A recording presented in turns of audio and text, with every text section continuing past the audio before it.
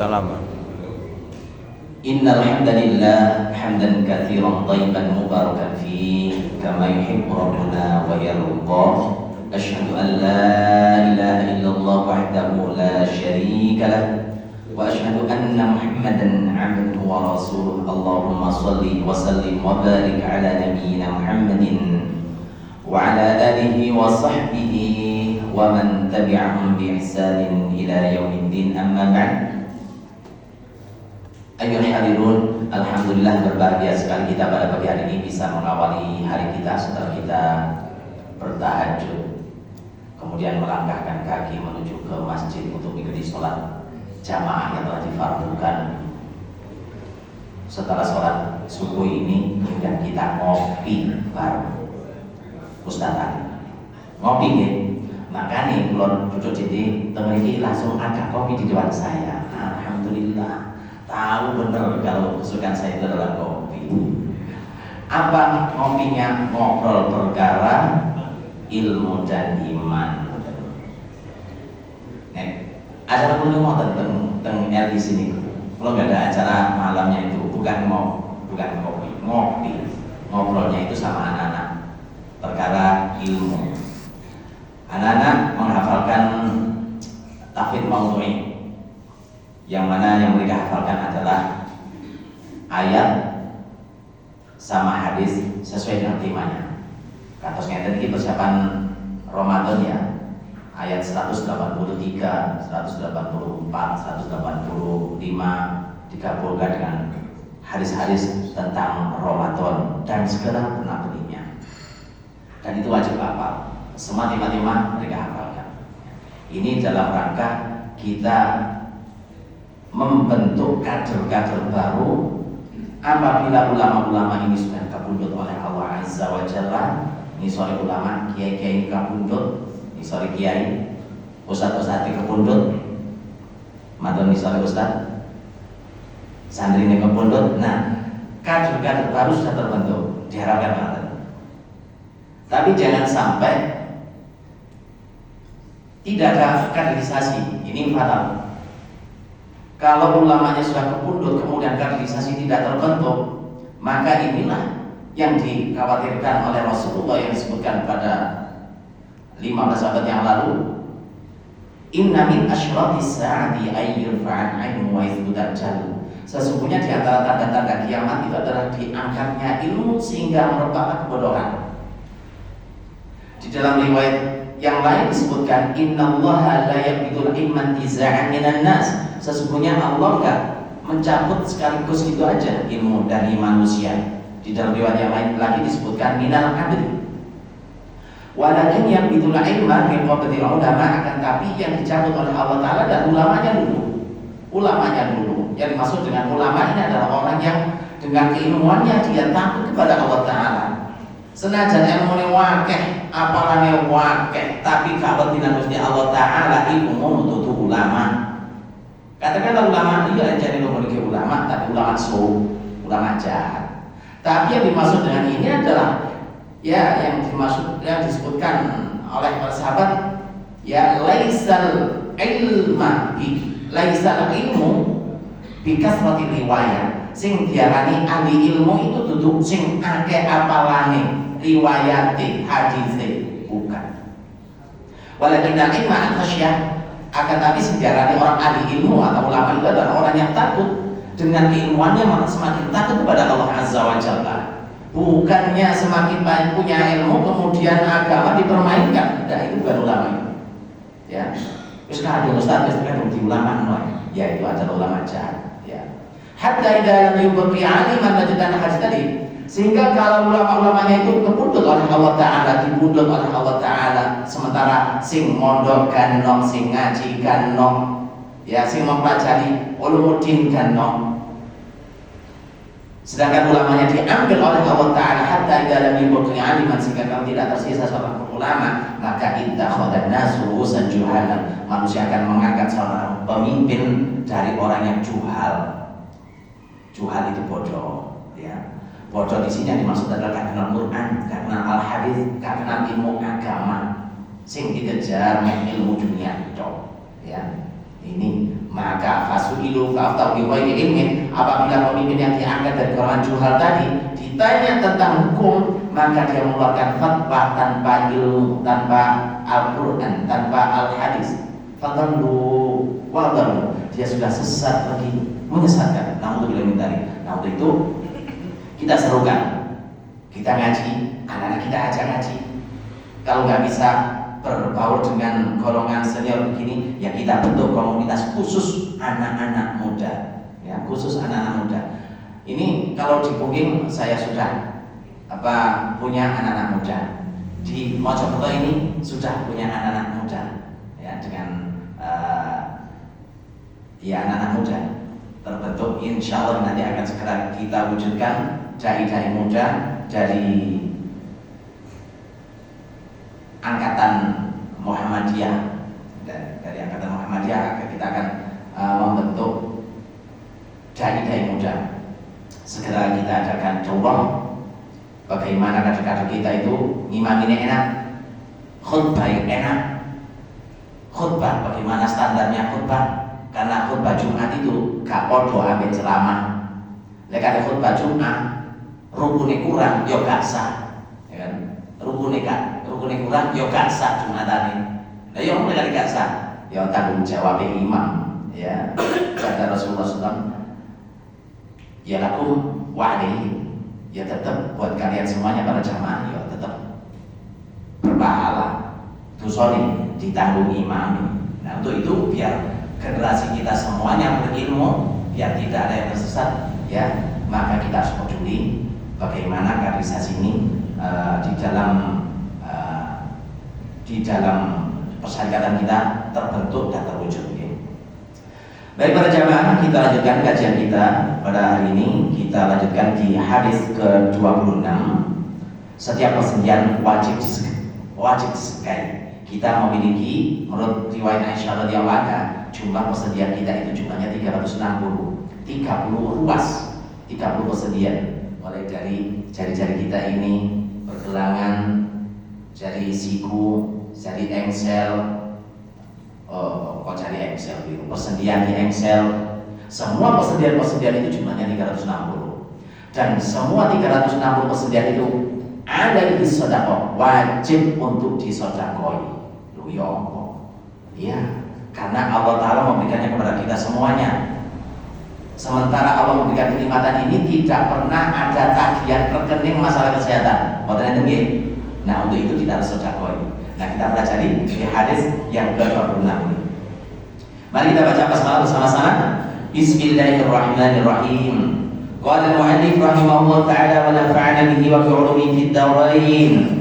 Wa bihi an Abi Hurairah radhiyallahu anhu qala Rasulullah sallallahu alaihi wasallam, kullu sulama minan nasi alaihi sadaqah, kullu yawmin tatlu'u fihi asy-syams ta'dilu baina itsnaini sadaqah wa tu'inu ar-rajula fi dabbatihi fatahmilu 'alayha tarfa'u lahu 'alayha mata'an sadaqah wal kalimatu thayyibatu sadaqah wa bi kulli khutwatin tamshiha ila salati sadaqah wa tumitul ada 'anil tariqi sadaqah.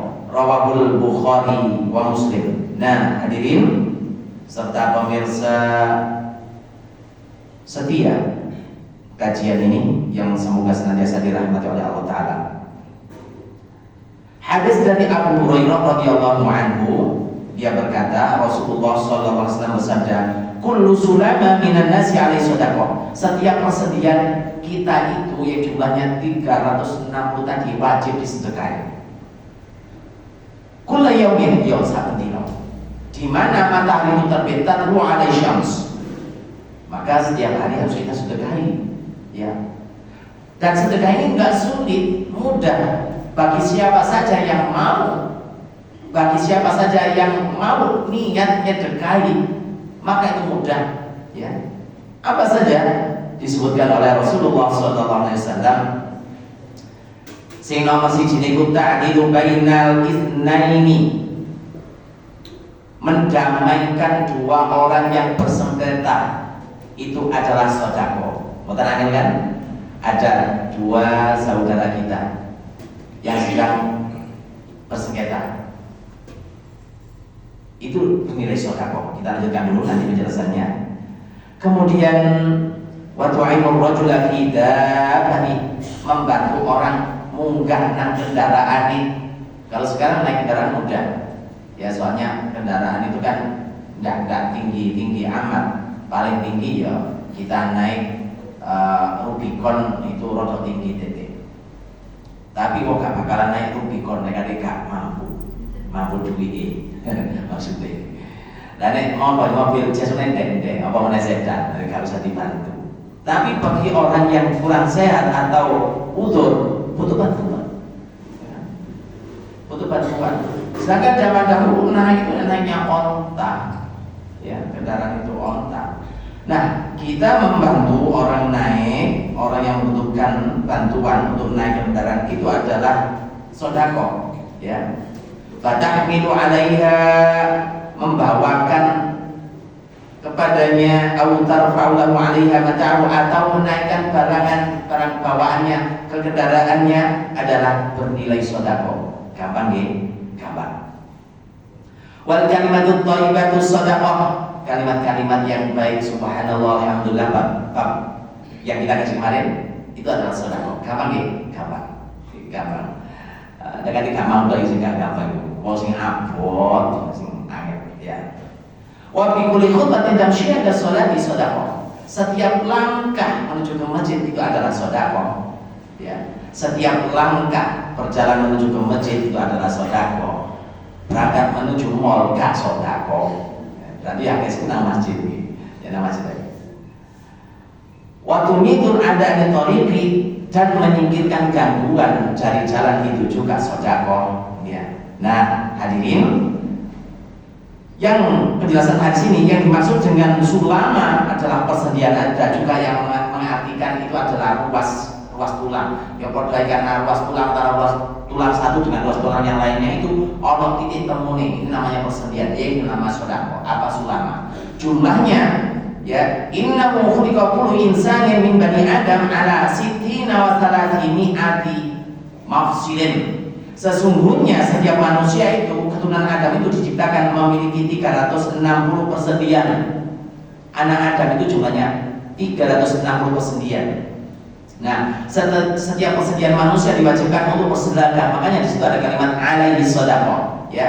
Wajib disedekahi di mana setiap hari mulai terbitnya matahari. Nah, ini bermakna setiap hari diwajibkan bagi anggota tubuh kita untuk bersedekah, yaitu diwajibkan bagi setiap persediaan kita yang jumlahnya 360 tadi disedekahi. Akan tetapi dengan nikmat Allah berikan kepada kita semuanya, sedekah ini adalah umum untuk semua bentuk kurbanan, pendekatan diri kepada Allah Ta'ala, ya.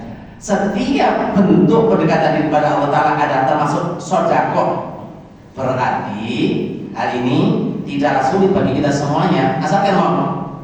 Sing sulit adalah orang yang diberatkan oleh Allah Ta'ala, ya. Makanya disebutkan di dalam mukadimah, man yahdihillahu fala mudhillalah. Nek wong sing wis ditunjukkan oleh Allah Ta'ala maka tidak ada yang bisa menyesatkannya. Ringan untuk menjalankannya. Menjalankan sedekah ringan sekali. Mulutnya senantiasa basah oleh zikir kepada Allah Ta'ala. Suatu ketika Rasulullah SAW ditanya oleh Mu'adz, ya Rasulullah, ayu amali afdal, amalan apa yang paling utama? Qala anta muta walisan karodobun min dzikrillah. Jika kau mati sedangkan lisanmu itu masih basah, ya, karena berzikir kepada Allah Ta'ala, berarti zikir itu lisan kita ini bergerak, ya, lisan kita bergerak senantiasa basah dengan zikir kepada Allah Ta'ala. Subhanallah, subhanallah, walhamdulillah, wala ilaha illallah, wallahu akbar. Kalimat thayyibah apa saja? La haula wala quwwata illa billah. Tahlilan, la ilaha illallah, la ilaha illallah. Semua kalimat-kalimat thayyibah itu adalah sedekah, dan itu merupakan sedekah dari persediaan kita jumlahnya 360 itu tadi.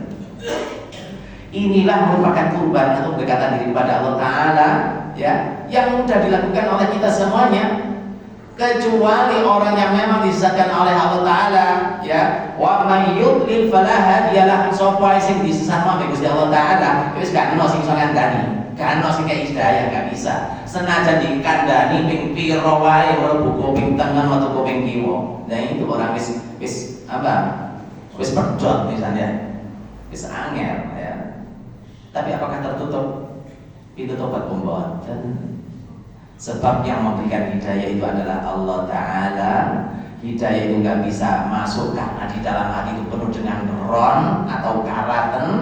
Nah, bagaimana caranya hidayah itu bisa masuk? Tobatlah, bertobat, maka ron-ron sing kerak-kerak atau karaten yang nempel pada hati itu nanti akan logrok. Apabila sokulah, apabila sudah mengkilat, maka mudah hidayah Allah Ta'ala itu masuk. Artinya apa? Ya kita semuanya gak boleh putus asa. Qul ya ibadiyalladzina asrafu ala anfusihim la taqnatu min rahmatillah. Wahai hamba-hambaku yang sudah melampaui batas itu ketika dicolok-colok itu lanjut alani kebajo opo ae dilakoni dosa kabeh. Sehingga banyak ron mengakibatkan hidayah gak bisa masuk.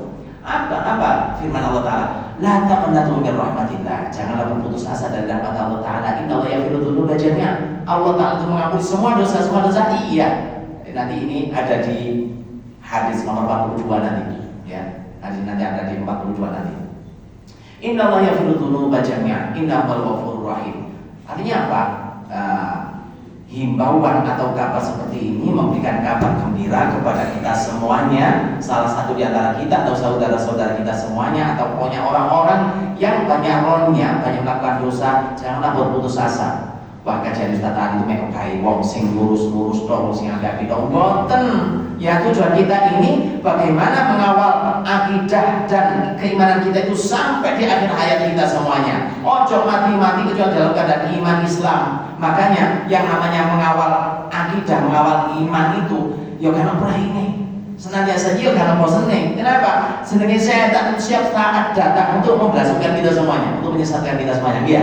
Oke. Makanya kita juga boleh putus asa, ya, untuk mengawal biar bertambah bertumbuh yang namanya keimanan kita. Yuk ngaji, ya, mendengarkan ayat-ayat Allah Ta'ala, maka zadathum imana, akan menambah keimanan, ya. Nah, untuk itu sing wis kadung nglakoni molimo apa jadi molimo kulo beda diwurun niku wis pokoke semua kejahatan itu kalau putus asa enggak boleh putus asa. Kenapa? Diampuni oleh Gusti Allah Ta'ala, yakin hak di sepura Gusti Allah Ta'ala, nggih, di sepura Gusti Allah Ta'ala. Senajan sak kebe donya, sak sundule langit, ya, asalkan kita tidak menyekutukan Allah Ta'ala, kita mohon ampunan Allah Ta'ala, beristighfar taubat, maka dijamin firman Allah Ta'ala dalam hadis qudsi, wala ubali, aku tak peduli. Maksudnya sapiro akeh dosa anak hamba, anak Adam itu Allah Ta'ala ampuni asalkan minta ampunan kepada Allah Ta'ala. Kalimat-kalimat thayyibah senantiasa diucapkan. Sedangkan di riwayat Abu Hurairah radhiyallahu anhu mengenai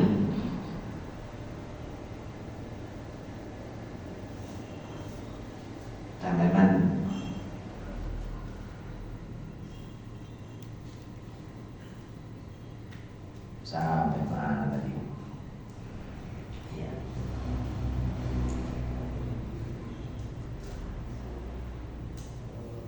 Nah, kalimat thayyibah, kalimat yang baik, ada yang berupa thayyib di sisi Allah seperti bacaan tasbih, takbir dan tahlil. Ada juga thayyib di sisi manusia dengan ini berakhlak yang baik.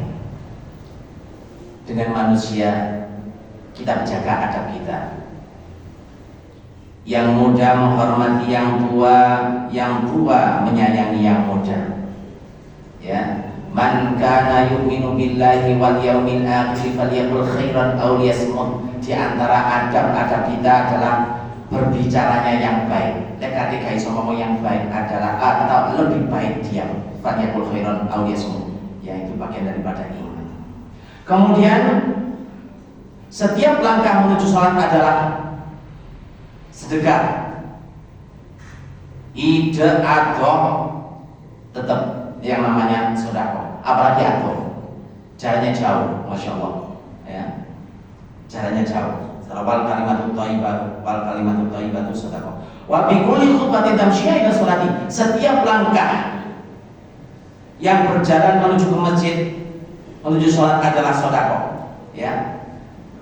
Semakin jauh, semakin peluang untuk mendapatkan ampunan Allah Ta'ala dan derajat semakin tinggi. Kemarin saya baca riwayat itu, ada seorang sahabat yang rumahnya itu di Aqsa Madinah, di puncak Madinah, atau tapi betina pulang masjid. Kemudian ditegur oleh sahabat yang lain, andai saja kau beli kendaraan, tentu engkau lebih nyaman. Tapi dia menolak, enggak. Saya kepingin memperbanyak langkah saya menuju ke masjid. Saya ingin mendapatkan kesempatan ampunan Allah Ta'ala lebih banyak dan mendapatkan derajat di sisi Allah Ta'ala lebih tinggi. Subhanallah. Riwayat dari Abu Hurairah radhiyallahu an, Rasulullah sallallahu alaihi wasallam sabda begini, "Man tatahhara fi baiti," barang siapa bersuci di rumah, "tsumma masya ila baitin min buyutillah," kemudian berjalan menuju ke masjid, berarti wudu di rumah. Wis niat, itu jenenge wis niat berangkat nang masjid, wudu di rumah. Kemudian berjalan menuju ke masjid. Tujuannya adalah dia fardhatan min faraidillah, untuk melaksanakan kewajiban yang telah difardukan oleh Allah Ta'ala berupa sholat berjamaah. Kalau saya menyampaikan sholat berjamaah itu wajib kan? Iya, wajib bagi laki-laki. Tapi bagi wanita walaupun tidak wajib. Kalau wanita ingin ikut berangkat ke masjid, sabda Rasulullah, ojo dilarang. Ya, jangan dilarang. Kenapa? Fadilah berjamaah itu luar biasa. Nah, sedangkan barang siapa yang berwudu di rumah kemudian berjalan menuju ke masjid untuk memenuhi perintah Allah Ta'ala yang telah difardukan, maka kanat khutbatahu, adalah langkah-langkahnya, kedua langkahnya ihdahu, salah satunya adalah ta'udhu khoti'atan, akan menghapus dosa tiap satu langkahnya. Kemudian Rasulullah dan langkah yang lain, tarfa'u darajat, mengangkat derajat. Situ langkah menghapus satu dosa, situ langkah mengangkat derajat. Berapa langkah dari rumah? Ya, akeh-akehan naik, ya kan? Ya akeh-akehan naik. Nah, faedah dari hadis ini yang pertama, wajibnya sedekah bagi setiap orang yang anggota badannya, ya, setiap harinya itu anggota persendiannya yang jumlah 360 itu. Karena perkataan Rasulullah, sabda Rasulullah SAW di situ adalah ada kalimat alaihi sodaqoh. Ini menunjukkan wajibnya bentuk. Jadi hal ini adalah setiap orang bersyukur kepada Allah Ta'ala, ya, dalam bentuk, ya, bentuknya sedekah ini adalah merupakan bentuk syukur kepada Allah Azza wa Jalla setiap paginya atas keselamatan pada dirinya, baik keselamatan pada tangannya, kakinya, dan semua anggota tubuhnya. Maka dia bersyukur kepada Allah karena nikmat semuanya ini, kayak kesehatan, ya ini sedekah, ya. Nah, Rasulullah SAW telah memberikan ganti untuk hal tersebut, yaitu untuk ganti 360 persendian sedekah itu dari persendian yang ada. Ya, penggantinya adalah dengan mengerjakan salat duha ini nanti. Ya, salat duha sebanyak 2 rakaat itu cukup ganti 360 persendian itu. Yusbihu ala kulli sulama min ahadikum shadaqah. Pada pagi hari diwajibkan bagi seluruh persendian di antara kalian untuk bersedekah. Fa kullu tasbihatin shadaqah, maka setiap tasbih itu merupakan sedekah. Wa kullu tahmidatin shadaqah, tahmid juga sedekah. Wa kullu tahlilatin, tahlil juga sedekah. Takbir juga sedekah. Wa amru bil ma'ruf adalah sedekah. Nahyan 'anil munkar, mencegah kemungkaran adalah sedekah. Wa yujzi'u min dzalika, lan nyukupi saking mengkono-mengkono kabeh iku rakaatani, rong rakaat yarka'uhuma kang lakoni salat, ya, salat rakaat tadi minat duha, saking salat duha. Artinya apa? sebagai ganti semuanya itu, ini semua bisa dicukupi atau diganti dengan melaksanakan sholat duha sebanyak 2 rakaat.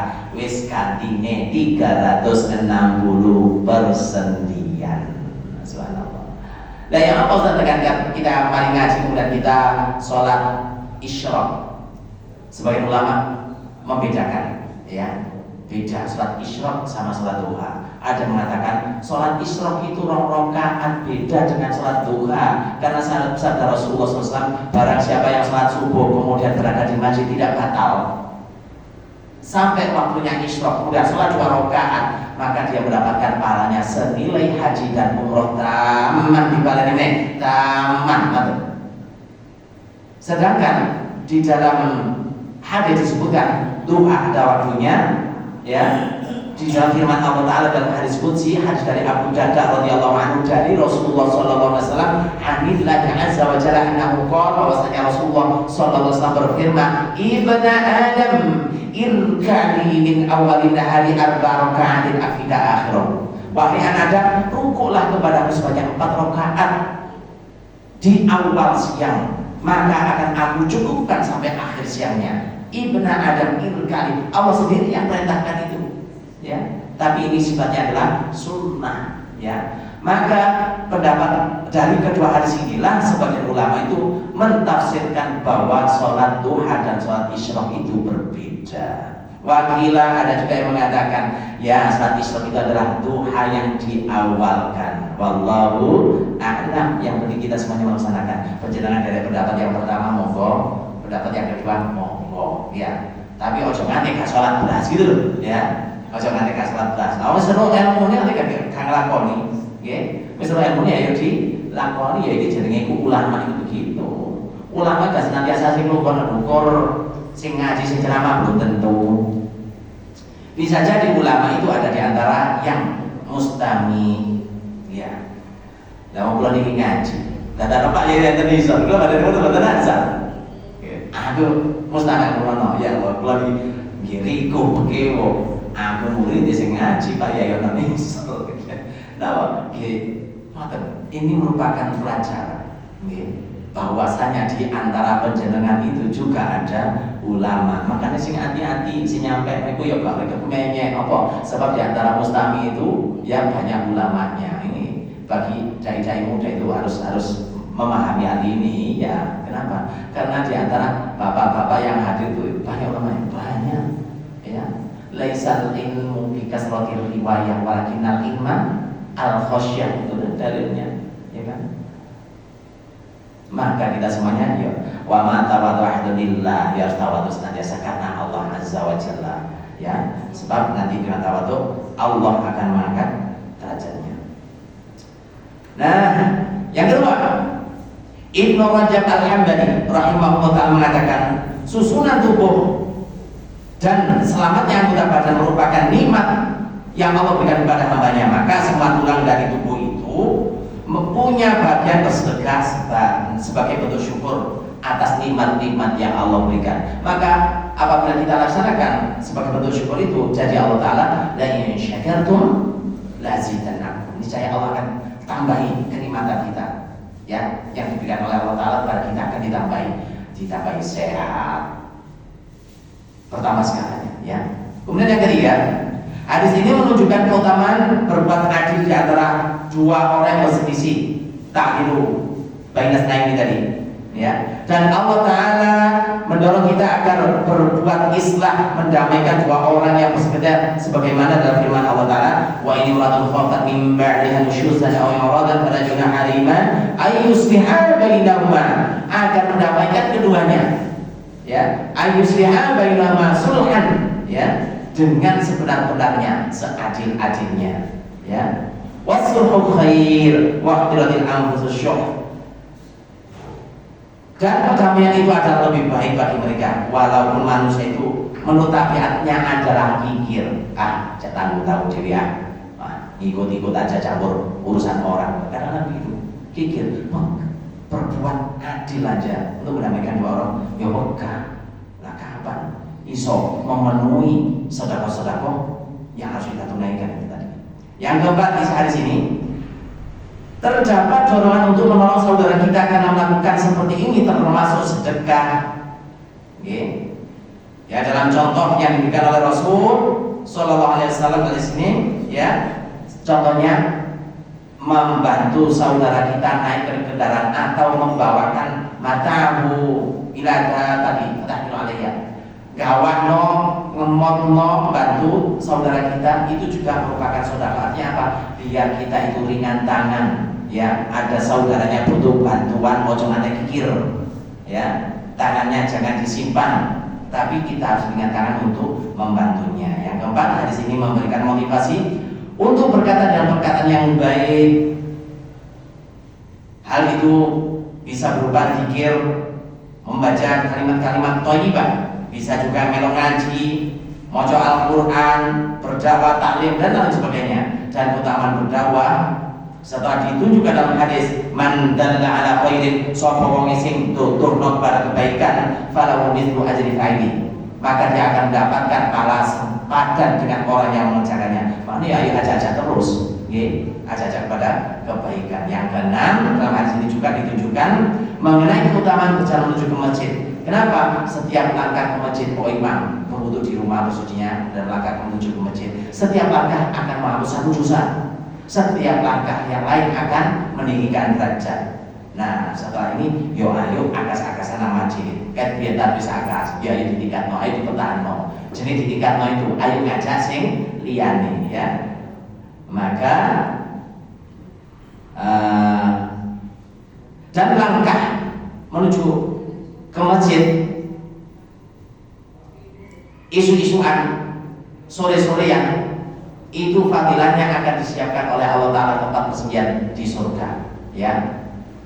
Pagi-pagian, sore-sorean senantiasa di jalan Allah Ta'ala, maka Allah menyediakan man ghoda ilal masjidi aw raha, barang siapa pagi-pagi atau sore-sore datang ke masjid, jadi akas-akasan memenuhi panggilan Allah Ta'ala, maka a'addallahu lahu fil jannati nuzulan, Allah menyediakan tempat di surga, ya.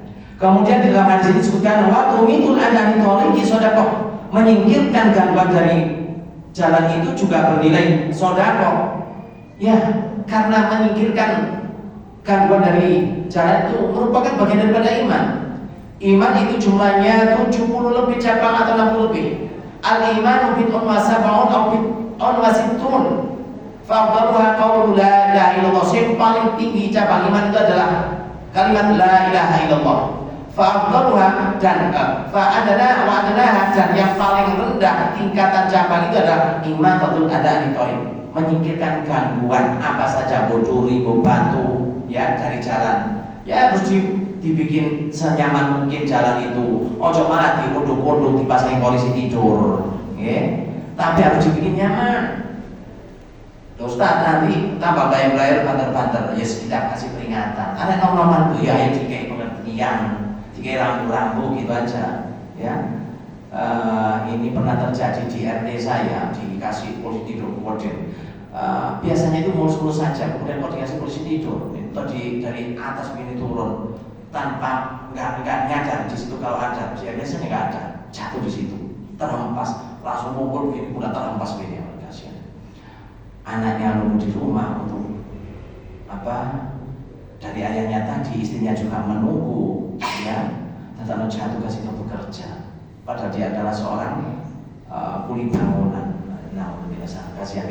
Makanya, yuk kita taat na Rasulullah. Kata imanatul adani thariq ini merupakan sedekah, juga merupakan bentuk keimanan kita semuanya, ya, agar SKP selamat yo akidah, selamat agamane, yo selamat awake, selamat pemikirane, ya, agar kita semuanya diselamatkan oleh Allah Azza wa Jalla. Inilah tadi hadis ke-26. Insyaallah pada pertemuan yang akan datang kita lanjutkan di hadis kebaikan dan dosa, ya, tentang al-bir dan al-ism. Insyaallah kita lanjutkan pada pertemuan yang akan datang. Itu marilah kita bersama-sama memohon kepada Allah Ta'ala agar kita dikuatkan dan ditetapkan keimanan kita semuanya. Mudah-mudahan kita semuanya diberkahi barokah umure, barokah rizkine, barokah keluarga nih, barokah jamaah ini. Dan jangan mati-mati kecuali dalam keadaan iman dan Islam. Mudah-mudahan kita semuanya dikumpulkan di surga Allah Azza wa Jalla. Inna Allah malaikatahu yusholluna 'alan nabi ya ayyuhalladzina amanu shollu 'alaihi wa sallimu taslima. Allahumma sholli 'ala Muhammad wa 'ala Muhammad rabbil alamin. Allahumma inna nas'aluka 'ilman nafi'an wa rizqan wasi'an wa 'amalan mutaqabbala. Allahumma khtim lana bil iman wa khtim lana bil khair wa khtim lana bi husnil khatimah bi qawli la ilaha illallah Muhammadur Rasulullah sallallahu alaihi wasallam. Allahumma inna nas'aluka ridhaka wal jannah wa na'udzubika min sakhatika wan nar. Rabbana hab lana min azwajina wa dhurriyyatina qurrata a'yunin waj'alna lil muttaqina imama. Rabbana atina fid dunya hasanah wa fil akhirati hasanah wa qina adzaban nar. Subhana rabbika rabbil izzati amma yasifun wa salamun alal mursalin walhamdulillahi rabbil alamin.